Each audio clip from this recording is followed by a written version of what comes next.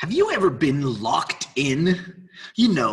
Like really locked in and everything was working for you? We're going to talk about it on today's podcast.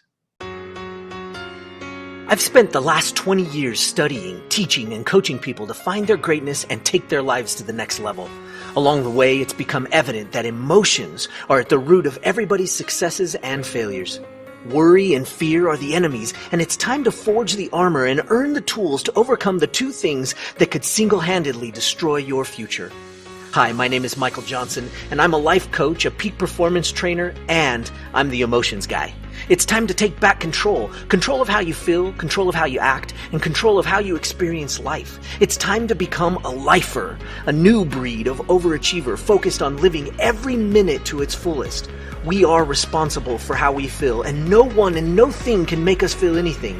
Emotional mastery is our journey, and emotional education and intelligence is the key. We are lifers, and this is Magic for Life. What's up, lifers? Michael Johnson here with the Magic for Life podcast. Thank you so much for joining me today because we are going to talk about being locked in. You know, when it seems like you can't do anything wrong. It is the best feeling ever. And I'd like you to take a second right now and think of a time when you were absolutely locked in, just absolutely zeroed in on what you were doing, and you felt like time was standing still. Maybe things even felt like they slowed down. If you've had that experience, it's amazing. It happens slightly different for everybody, but I've oftentimes in chatting with other professional athletes, we've discussed this moment. And even with entrepreneurs, they get into this moment, this phase, and it might even be days or a month or a period of time that you start operating in, and it is amazing and it's glorious and it feels wonderful when you get locked in and you feel like you can just go for hours and hours and you feel like everything's clicking and it's working. It's great, isn't it? Can you think of a time right now? Take a moment and just kind of think back through your history, through your past, and try to remember a time when things were just working for you. Maybe it was when you were writing, maybe you were writing an advertisement, maybe you're writing a paper way back in school, maybe you wrote a book, maybe you've written a novel, maybe you've painted an amazing painting for you. It doesn't have to be a Picasso. Maybe you've created a great piece of choreography. Maybe you have created and composed a song, or maybe you've written lyrics, but you just tapped in and you dialed into that thing. Can you remember it? Can you remember it now? And do you remember what you were feeling like? Do you remember what it was that kicked you into that space? Do you remember what it was that helped you to go into that? If you don't, just take a second to remember where you were at, what you were doing, and just start with remembering what it felt like to be in that space. Wasn't it good? It was good. Usually we have fond memories. I know I have a fond memory of it.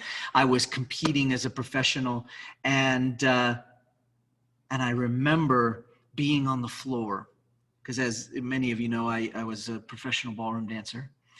And I remember being on the floor and looking over to my right, and setting up was one of my coaches. They were still competing at the time, and they were the US champions at the time.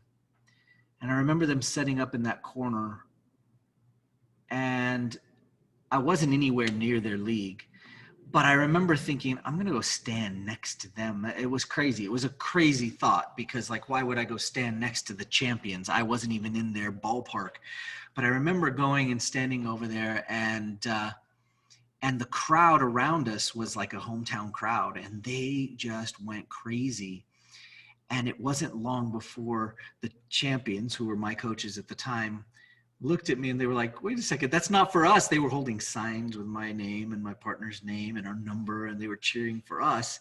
And the champions were looking at us going, wait a second, why are they cheering for you? You enjoy it, you know.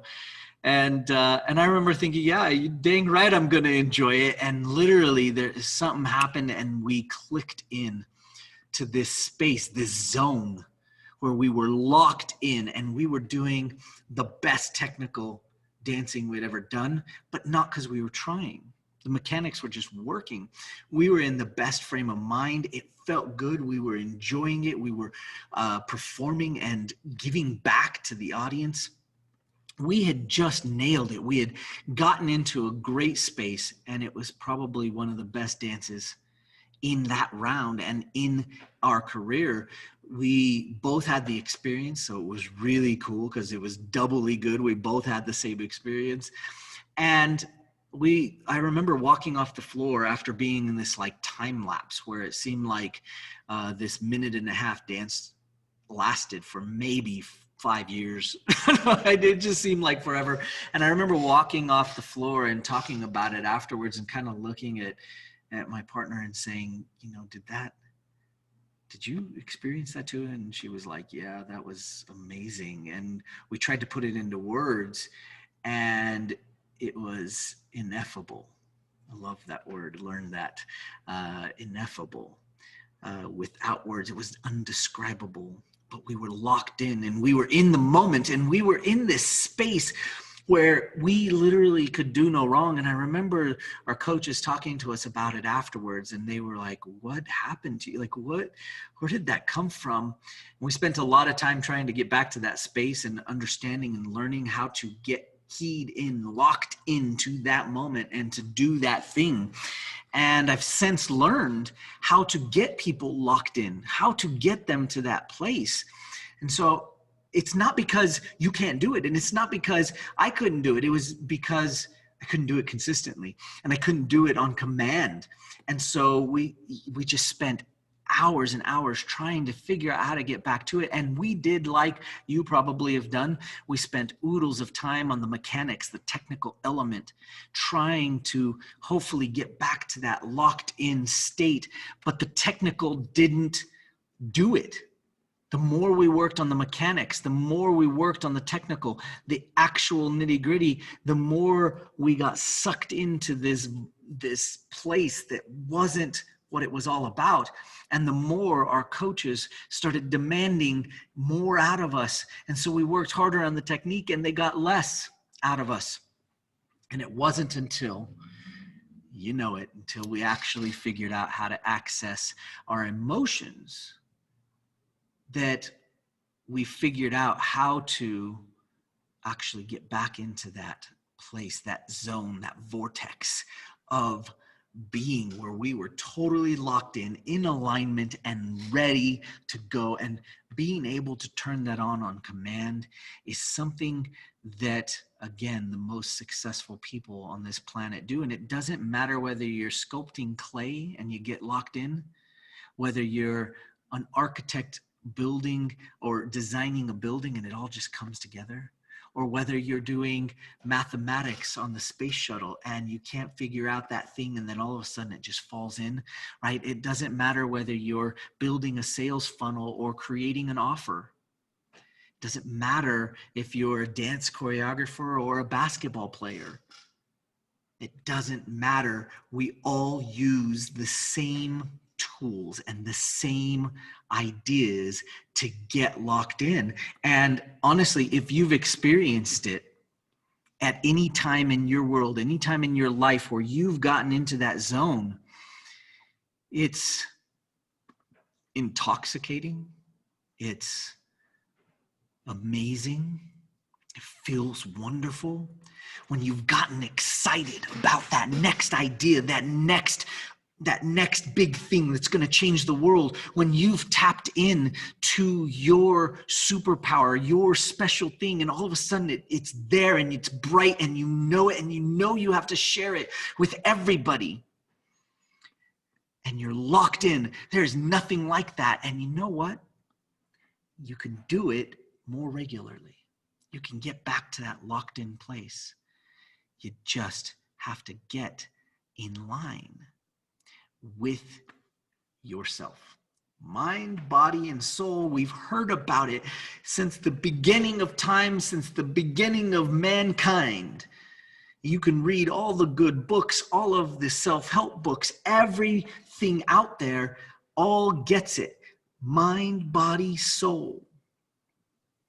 We've got to get those congruent. We've got to get those three working together in order to find our alignment so that we can get back to that zone, back into that locked in place where we can go and actually perform at our highest function, at our highest capabilities.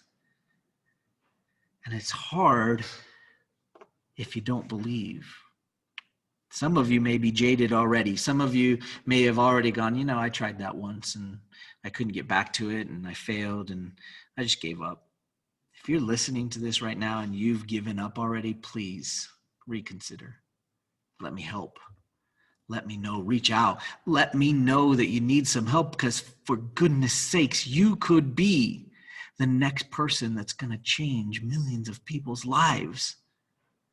It could be you. What if it was your calling? What if it was your thing? What if it was that idea that you've put on hold and on the shelf? It's been floating around in the back of your mind, and you should be delivering it to the world. It is your responsibility. You see, it's rough being a superhero. And I know I use that term because superhero movies are popular, but I love it. I love the concept because it is inspiring a generation to step out of themselves and find something in them more to offer the world, rather than sitting back and letting the world happen to them.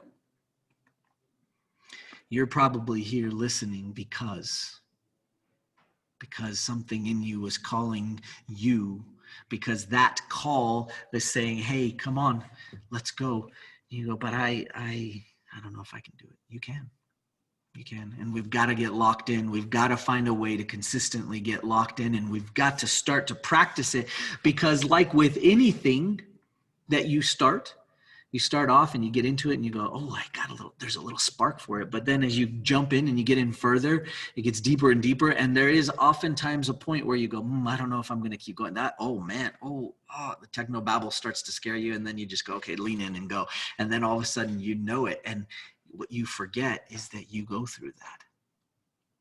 There are other people that are going to be passionate. There are other people that need to hear what it is that you have to say.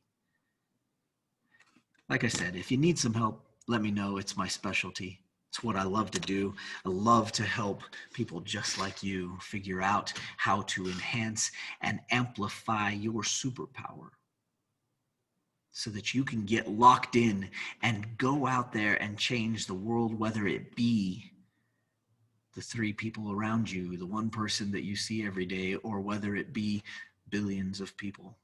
You just never know. But it's calling.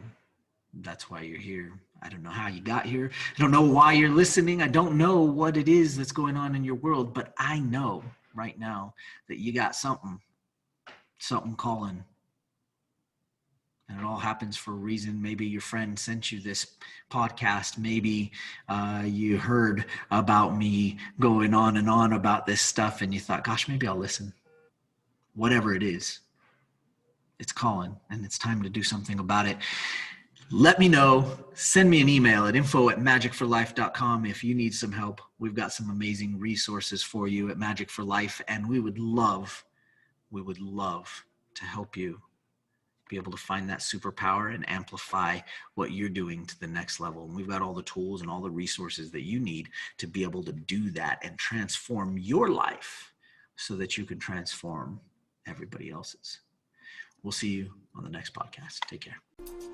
Happiness is a choice. Sadness is a choice. All emotions are a choice. Sometimes doing our emotions doesn't seem like it's our choice, but it is. You have control. You are the captain of your ship, and you must learn how to be the best captain you can be. Let me show you how. Pick up your free copy of my new book, Every Minute, at everyminutebook.com.